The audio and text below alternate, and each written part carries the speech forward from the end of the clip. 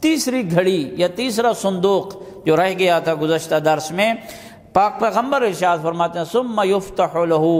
خزانۃ اخری، پھر اس انسان کے لیے ایک تیسرا خزانہ، تیسرا صندوق کھولا جائے گا، فیراھا خالیۃ، اس صندوق کو وہ خالی دیکھے گا، پہلے والے کی طرح بھی نہیں ہے جس میں نور اور سرور اور فرحت کے اسباب ہیں،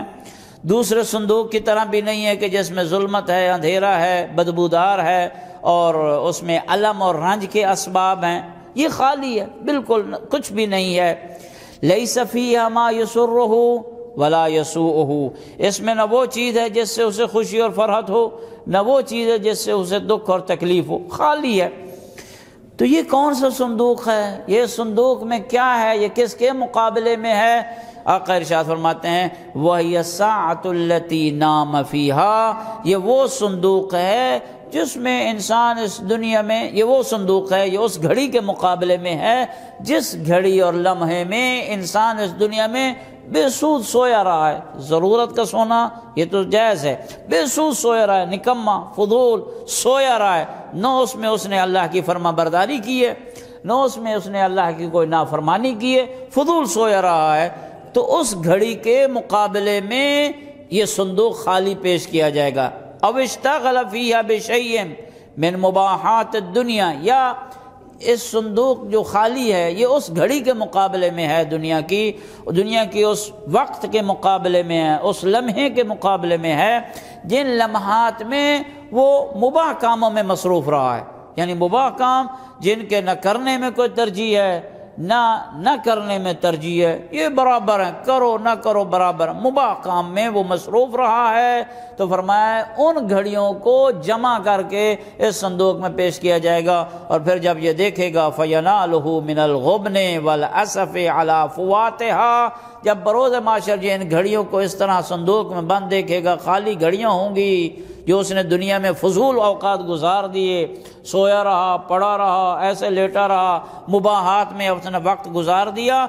دیکھنے سے اسے غبن محسوس ہوگا، اسے محسوس ہوگا کہ مجھے دھوکہ دے دیا گیا ہے، میں دھوکے میں آ گیا ہوں، والاسف، اور اسے دکھ اور تکلیف ہوگی ان گھڑیوں کے فوت ہو جانے پر، ان گھڑیوں کے ضائع ہو جانے پر اسے دکھ اور تکلیف ہوگی،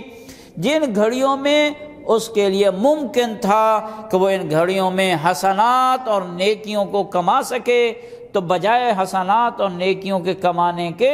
اس انسان نے فضول میں وہ وقت گزار دیا، تو اسے بروز محشر محسوس ہوگا کہ میں نے یہ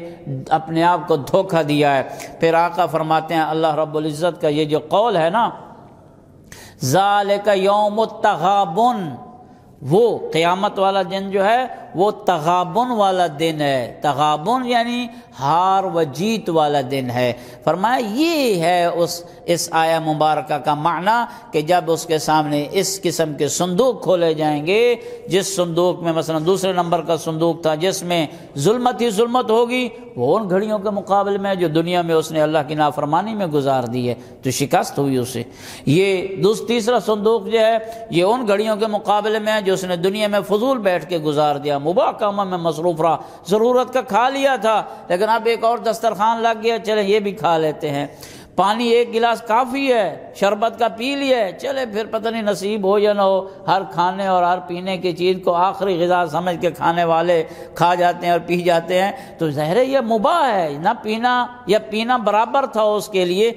تو یہ ہے ہار و جیت والا دن۔ تو جو انسان اس دنیا میں اپنے آپ کو مصروف عبادت رکھتا ہے، قیامت والا دن وہ بندہ جیت جاتا ہے، تو وہاں جیت اور ہار کا پتہ چلے گا۔ فرمایا یہ وہ معنی ہے ذالک یوم التغابن،